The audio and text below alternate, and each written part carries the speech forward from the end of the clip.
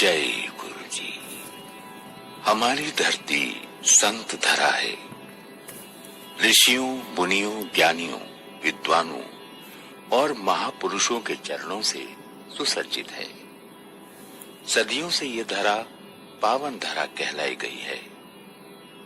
त्रेता, द्वापर, सतयुग और कलयुग, हर युग में ईश्वर ने विभिन्न अवतार लेकर इस धरा के मानवों के पाप और कष्ट हरे। त्रेता, द्वापर और सतयुग का उल्लेख तो रचित है, पुस्तकबद्ध है, हम पढ़ चुके हैं। हमारे गुरुओं और माता पिता ने भी हमें उन युगों की घटनाओं का ज्ञान दिया। कलयुग में हम हैं। हम थोड़ा बहुत कलयुग के विषय में जानकारी रखते हैं। कलयुग अर्थात आज का युग, हमारा युग। हमने अपने इस युग में कई महापुरुषों के विषय में जाना, परंतु आज हम जिन देव पुरुष महात्मा के बारे में विचार विमर्श करेंगे वो न सिर्फ अलौकिक हैं बल्कि शिव के साक्षात अवतार माने जाते हैं।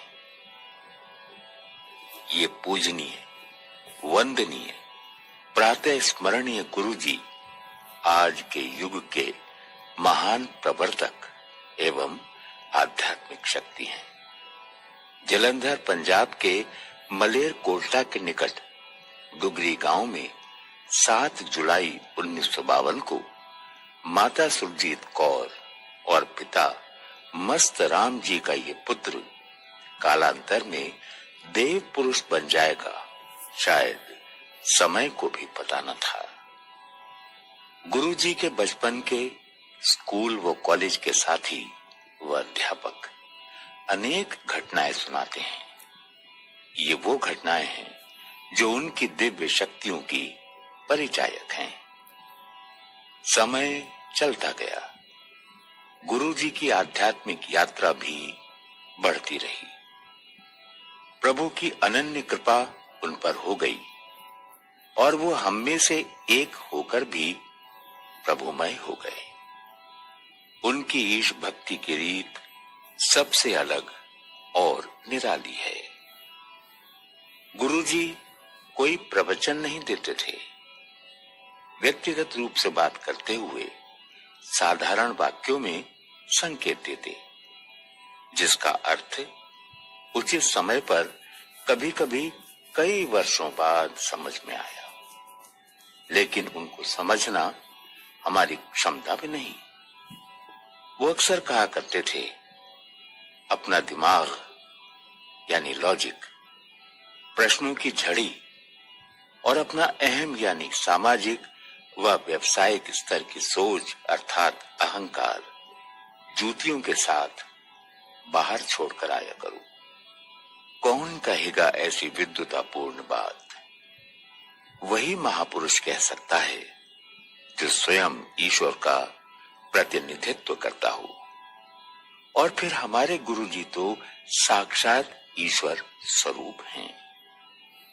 भारतीय संस्कृति में गुरु को ईश्वर से ऊंचा स्थान मिला है।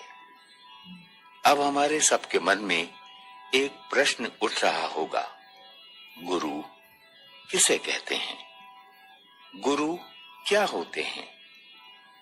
इसकी शाब्दिक परिभाषा हमें उस अतुलनीय अनुभूति व अलौकिक आनंद से बहुत दूर रखती है जिसे हमने गुरु जी की शरण व सानिध्य में बहुत गहराई से अनुभव किया। उनके प्रेम में स्व को निरंतर भिगोया है और सहभक्तों को भीगते देखा है।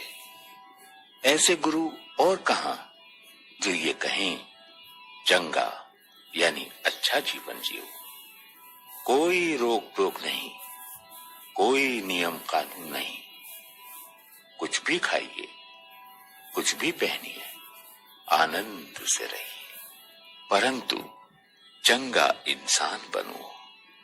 हाँ, गुरुजी ये अवश्य कहते, अपनी सोच बदलो, पॉजिटिव सोचो, यानी सकारात्मक विचारधारा रखो।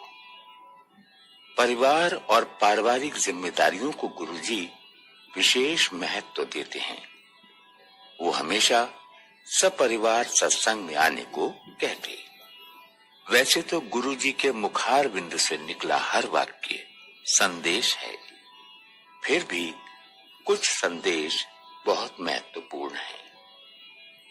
किसी गरीब की बेटी की शादी करो, गुप्त दान व गुप्त सेवा करो। आगे समय बहुत खराब है, अर्थात आध्यात्मिक एकता व साझा पाठ करना आवश्यक है। किसी को गाली मत दो, चुगली नहीं करनी, किसी को दोष न दो, किसी की निंदा मत करो। जब भी कोई इंसान प्रार्थना करता है या किसी मंत्र का जाप करता है तो एक शक्ति का आह्वान करता है ताकि वो शक्ति उनकी प्रार्थनाओं को स्वीकारे व इच्छाओं की पूर्ति करे। इसके लिए ये आवश्यक है कि मंत्र या प्रार्थना बहुत स्वच्छ हो, उच्चारण दोषहीन व स्वर एकदम सही हो, वरना शक्ति यानी ऊर्जा जागृत नहीं होती। लेकिन हमारे उच्चारण व स्वर दोषहीन नहीं होते, अतः हमारी प्रार्थनाएं अस्वीकृत रह जाती हैं। यहां गुरु की आवश्यकता होती है। गुरु अपने भक्तों की दोषपूर्ण प्रार्थनाओं को स्वीकार कर उन्हें सही बनाकर परम शक्ति को अर्पण करते हैं ताकि वो स्वीकार हो।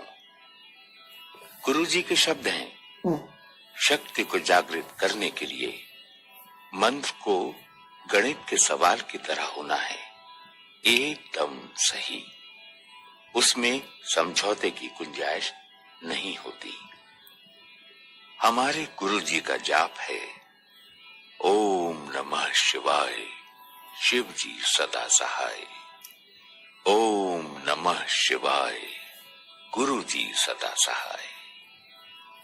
गुरु जी का शब्द सुनकर कहीं ये न सोचें कि लंबी दाढ़ी वाले भगवा वस्त्र वाले गुरु जी रहे होंगे। भक्त समूह के सामने गद्दी पर सत्संग में बैठना होता तो गुरुजी शानदार सिल्क का लंबा कुर्ता और धोती पहनते थे। गुरुजी ने कभी भी किसी को बलपूर्वक भक्ति और अध्यात्म की ओर नहीं मोड़ा। वो तो कहते हैं आनंद से जियो, मन को मारो मत, खुलकर जियो।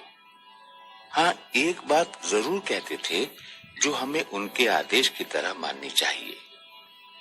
गुरुजी का कहना है शिव पुराण रोज पढ़ना चाहिए। शिव की अदम्य शक्ति का अनुमान था गुरुजी को। गुरुजी में ही शिव, गुरुजी में ही शिव शक्ति, शिव भक्ति। धन्य है वो भक्त जिन्होंने गुरुजी के साक्षात दर्शन किए। हम उनकी छवि देखकर ही उनकी आध्यात्मिक शक्ति का अंदाजा लगा सकते हैं। आप ध्यान से कुछ पल के लिए गुरुजी की छवि को निहारिए। उनके मुखमंडल पर आभा, कांति, शांति और ईश्वरीय प्रकाश नजर आएगा। उनकी आंखों में जीवन का सुख दृष्टिगोचर होता है। उनकी मधुर मुस्कान तनाव मुक्त कर देती है। गुरुजी संपन्नता, वैभव, सुख, समृद्धि, रिद्धि, सिद्धि और वृद्धि के देने वाले हैं। उनका सत्संग हमें पूर्णता की ओर ले जाता है। संगत से सुख मिलता है। गुरुजी एक समय एक से अधिक स्थानों पर दर्शन देते। अमुक दिन दिल्ली में बैठे संगत में हम उन्हें निहार रहे होते। संगत जी, जय गुरु जी, शुक्राना गुरु जी। पल पल शुक्राना गुरुजी, पल पल शुक्राना। ओम नमः शिवाय। शिवजी सदा सहाय। ओम नमः शिवाय। गुरुजी सदा सहाय। जय गुरुजी।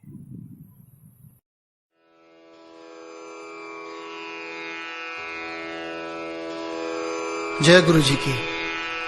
अब हम मंत्र जाप करेंगे।